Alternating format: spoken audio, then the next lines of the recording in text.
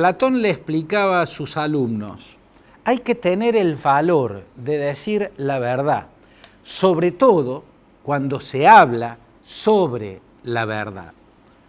En su discurso de apertura de las sesiones ordinarias del Congreso, Alberto Fernández habló sobre la verdad y dijo cosas lúcidas y profundas, pero sigue faltándole el valor para decir algunas verdades cruciales sobre las cuales sigue silenciando. Platón lo invalidaría. El discurso de Alberto Fernández ante el Congreso, creo yo, en términos generales, fue un buen discurso, fue equilibrado. Hubo faltantes críticas, no habló de economía y después voy a referirme a eso, y hubo anuncios importantes, diría socialmente trascendentes, ¿no? La ley sobre la interrupción del embarazo, el debate sobre el final de los privilegios en el poder judicial, en el sistema judicial, los privilegios en las jubilaciones, en los salarios, cosas muy importantes y también faltantes críticas, pero la introducción del discurso del presidente fue hablando sobre la mentira, la verdad y el valor de la palabra, ¿no? Planteó esa frase, habló del valor de la palabra. ¿Para qué? Para explicar la gravedad de la mentira y la importancia de la verdad. Llegó a decir que es una estafa a la sociedad mentirle. Cuando un político, cuando un gobernante le miente a la sociedad, está cometiendo una estafa que me repugna, dijo el presidente. El problema no es lo que dijo sobre la mentira, sobre la verdad y sobre el valor de la palabra. El problema es que él está inhabilitado para hablar sobre eso hasta que tenga el valor de decir ciertas verdades a las que aún no se ha referido nunca. ¿A qué me refiero? Me refiero a que él pasó 10 años diciendo cosas de Cristina Fernández y luego un año desdiciéndose de todo eso, pero con sus acciones, no con la palabra, con las acciones.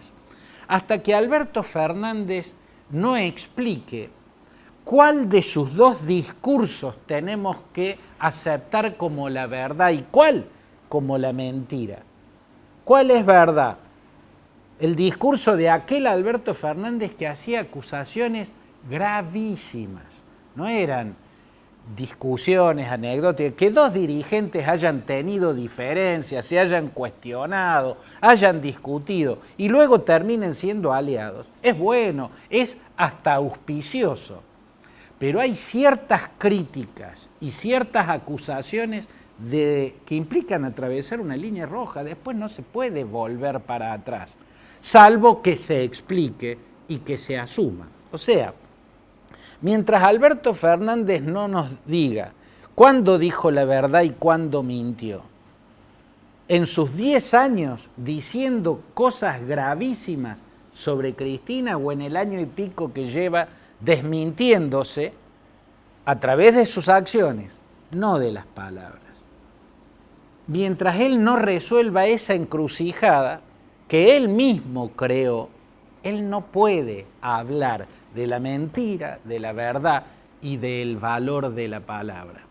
La pregunta es, ¿y entonces por qué eligió esa vía de ingreso en el razonamiento que implicó su discurso en el Congreso?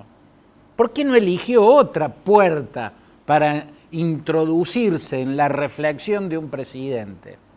¿Por qué habló justamente del tema del que está invalidado? Él está inhabilitado para hablar de eso hasta que él no diga verdades que todavía no ha explicado. ¿Cuál era el que mentía? ¿Cuál es el que dice la verdad? Las dos cosas al mismo tiempo no pueden ser. La pregunta es, ¿por qué habló del valor de la palabra, de la mentira y de la verdad, si no era eso lo que lo dejaría mal parado? Inmediatamente, a renglón seguido y con mucha razón, por ejemplo, Mario Negri salió a mostrarle esa inmensa contradicción. Y tiene razón Mario Negri. Mi respuesta al por qué eligió entrar por la puerta que tendría que estar inhabilitada para él es porque él tenía dos encrucijadas en su discurso, dos nudos gordianos muy difíciles de desatar, dos cuadraturas de círculo muy difíciles de resolver. Las dos tienen que ver con la economía. Una es el plan económico. Los inversores, las empresas, los comerciantes, todos, la Argentina productiva espera conocer el plan económico. Todavía no hay un plan económico. De eso tenía que hablar el presidente y no habló. ¿Por qué no habló? Porque sin un acuerdo con el Fondo Monetario Internacional no puede haber un plan económico. El acuerdo con el Fondo Monetario Internacional sobre la deuda externa va a ser la base para el plan económico. De que se acuerde o no, dependerá el plan económico que se hace. Por lo tanto, en esta tribuna donde los inversores, los empresarios, los comerciantes, la Argentina productiva en su conjunto esperaba escuchar un plan económico, bueno, el presidente no estaba en condiciones de decírselo y yo creo que objetivamente no está en condiciones de decírselo hasta que no se resuelva la negociación sobre la deuda con el Fondo Monetario. Pero lo más, y acá está el por qué habló del valor de la palabra, cuando era el tema más complicado para él por su contradicción, es que el discurso estuvo apuntado a su propia base. El grueso o gran parte de los votos que llevaron a la presidencia a Alberto Fernández son votos de Cristina, son votos kirchneristas. Y hay otra parte que son votos peronistas, que también esperaban un giro hacia políticas populistas. Y Alberto Fernández, me parece ver, está tratando de ser muy equilibrado, está tratando de ser moderado, está tratando de actuar responsablemente y además no tiene margen para otra cosa. Entonces tenía este problema Alberto Fernández. Era su primer discurso como presidente. Lo estaban escuchando los inversores, los empresarios, la Argentina que produce. Y lo estaban escuchando también sus votantes. Y gran parte de ellos esperaban el discurso que sacie sus expectativas. Esas expectativas que lo llevaron a votarlo porque Cristina dijo vótenlo y porque lo acompañó en la fórmula. A esa expectativa Alberto Fernández no la puede satisfacer, no la puede satisfacer, no tiene con qué. Me explico.